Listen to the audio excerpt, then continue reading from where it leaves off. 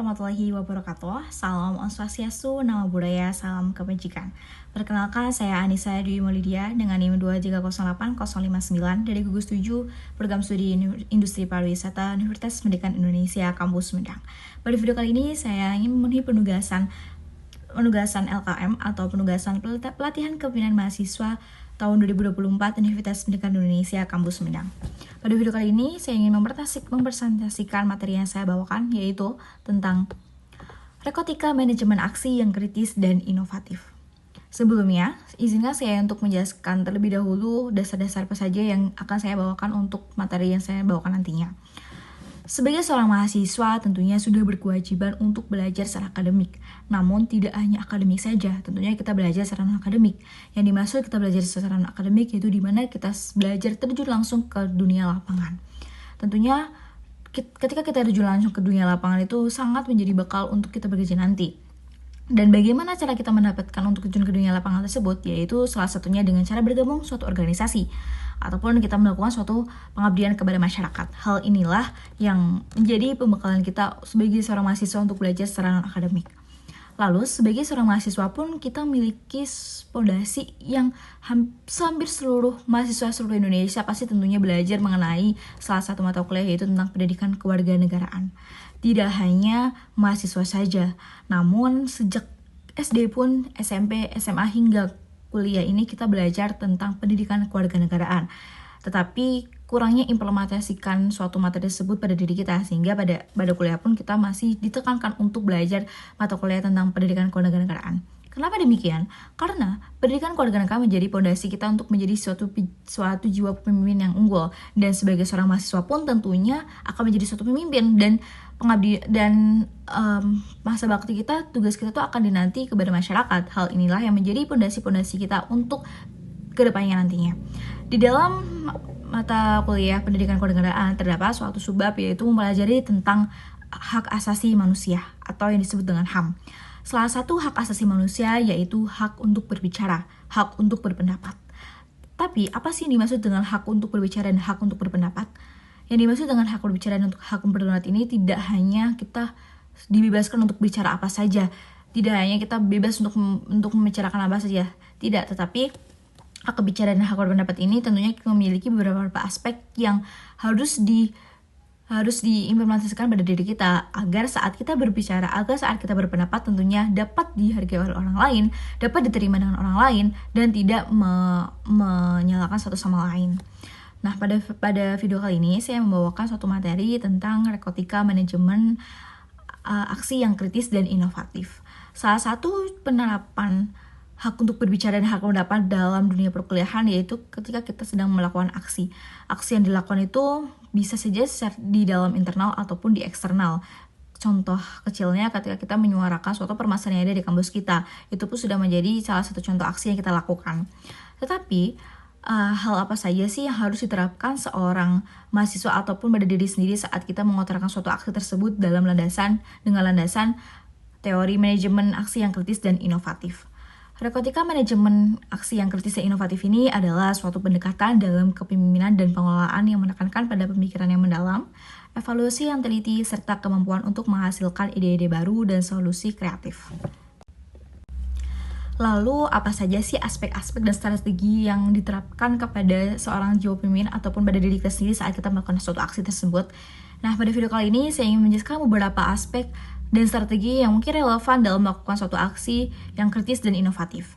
Yang pertama yaitu analisis kritis.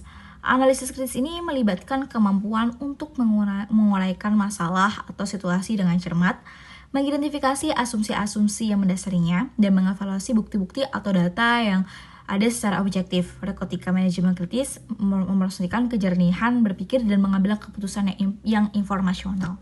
Pada saat kita melakukan suatu aksi, tentunya kita harus memiliki analisis yang kritis. Apa yang dimaksud dengan analisis yang kritis? Ketika kita sedang melakukan aksi, tentunya kita harus mencari terlebih dahulu apa penyebab dari masalah ini. Kenapa masalah ini muncul? Penyebabnya itu apa? Dan dampaknya itu seperti apa?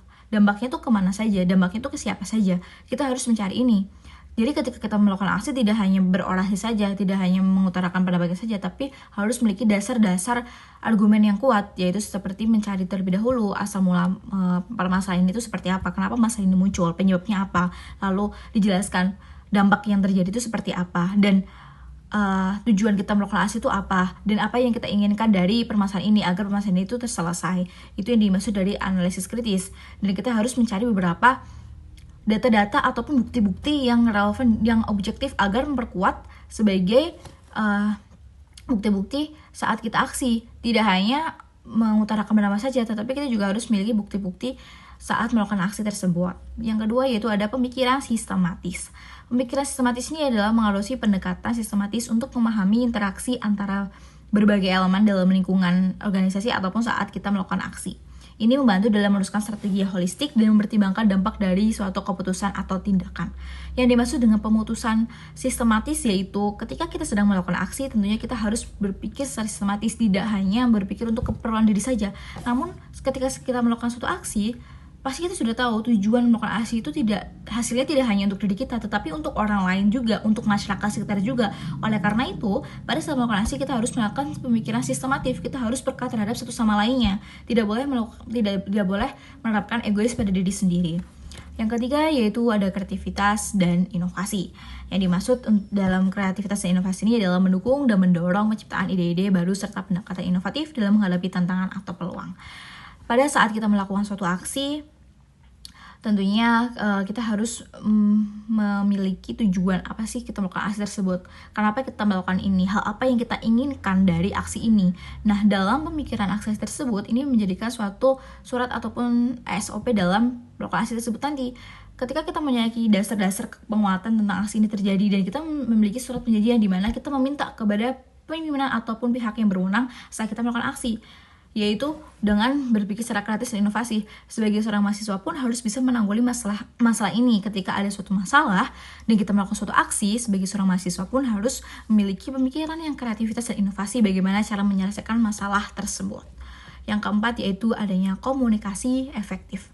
Yang dimaksud dalam komunikasi efektif dalam narkotika manajemen aksi yang kritis dan inovatif ini tidak hanya menghasilkan ide-ide baru saja, tetapi juga tentang mengomunikasikan ide-ide tersebut dengan jelas dan persuasif kepada orang lain. Pada saat kita melakukan aksi, tentunya kita tidak sendiri, kita memiliki masa yang banyak, kita memiliki orang lain di sekitar kita, kita memiliki tugas masing-masing, seperti ada yang bertugas sebagai orator, bertugas sebagai humas, bertugas sebagai adaptor, dan lainnya. Dan setiap orang pun sudah memiliki penugasnya masing-masing. Tetapi kita tidak boleh beregois pada diri sendiri. Kita harus menerapkan sikap komunikasi yang efektif, yang baik, agar saat aksi berjalan dengan baik dan tidak terjadi miskomunikasi. Karena ketika terjadi miskomunikasi, tentunya aksi ini akan tidak berjalan dengan lancar dan tidak mencapai tujuan adanya aksi tersebut dilaksanakan. Lalu yang kelima yaitu adaptabilitas, yaitu mengakui pentingnya fleksibilitas dan adaptasi terhadap perubahan lingkungan dan kondisi eksternal. Ini mencakup kemampuan untuk belajar dan pengalaman mengubah pendekatan jika diperlukan. Nah, yang dimaksud adalah saat kita melakukan aksi pun kita harus memiliki sikap adaptabilitas, di mana kita harus memahami kasus apa yang akan kita bawa, bagaimana cara kita menyelesaikan kasus tersebut. Yang kelima yaitu adaptabilitas, yaitu mengakui pentingnya fleksibilitas dan adaptasi terhadap perubahan lingkungan atau kondisi eksternal. Jadi saat kita melakukan suatu aksi, tentunya kita harus adaptabilitas pada lingkungan sekitar kita. Kita harus menjaga satu sama lain. Kita tidak dibolehkan untuk egois satu sama lain. Kita harus mengingatkan satu sama lain untuk menghasilkan tujuan yang sama, yaitu untuk menyelesaikan suatu permasalahan yang ada dalam suatu melakukan aksi tersebut. Dan mungkin ini beberapa elemen-elemen ataupun aspek-aspek yang dapat diimplementasikan sebagai seorang mahasiswa ataupun sebagai seorang kurang diri saat melakukan aksi. Demikian video yang saya sampaikan, kurang dan lebihnya dicukupkan. Wassalamualaikum warahmatullahi wabarakatuh. Terima kasih.